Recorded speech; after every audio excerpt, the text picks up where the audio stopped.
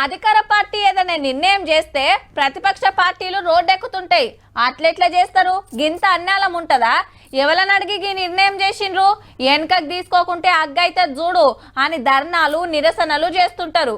కానీ అధికార పార్టీలకు రోడ్డెక్కే ఛాన్సే రాదు. ఓ కాళ్ళు వచ్చినా సంబురాలు చేసుకుంటానికే గాని నిరసనలు చేస్తానికి కాదు.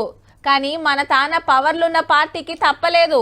హాగో అట్లెట్లా అంటారేమో, దానికో లెక్కుంటది మళ్ళా.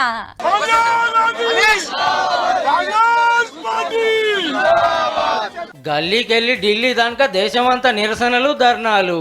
National Herald case charge sheet లో సోనియా గాంధీ రాహుల్ గాంధీ పేర్లు పెట్టింది ఈడీ. అదిగిన నెంబర్ 1 నెంబర్ 2 చెల్ మా వాళ్ళ మీద ఉత్తపుణ్యానికి కేసులు పెట్టి సతాయిస్తురని కాంగ్రెస్ లీడర్లు కార్యకర్తలంతా రోడ్ల మీదకి వచ్చిర్రు అన్నట్టు. వెనకాల సెంటర్ గవర్నమెంట్ ఉందనేది ఇళ్ళ మాట. No outsider invested in Young India or National Herald. There is a point of money laundering. It's politically framed case. ఇంత కేసు ఏందంటే నేషనల్ హెరాల్డ్ అనే పేపర్ చాచా నెహ్రూ పెట్టిండు స్వతంత్రం రాకమునుపు. అటెన్ కదా ఆగిపోతే గా ఆస్తులు కొట్టేస్తానికి తల్లి కొడుకులు పిలానేసిండ్రని ఈడీ ఎంక్వైరీ నడుస్తుందన్నట్టు. గమ్మత్ ఏందంటే హర్యానాలో కేసులో ప్రియాంక గాంధీ మేడం వాళ్ళు ఇంటి ఆయన రాబర్ట్ వాద్రా సార్ ను విచారణ చేసిన గంటల్లోనే వీళ్ళ పేర్లు ఛార్జీ షీట్లకు ఎక్కించే వరకు రాజకీయ రచ్చ అవుతుంది.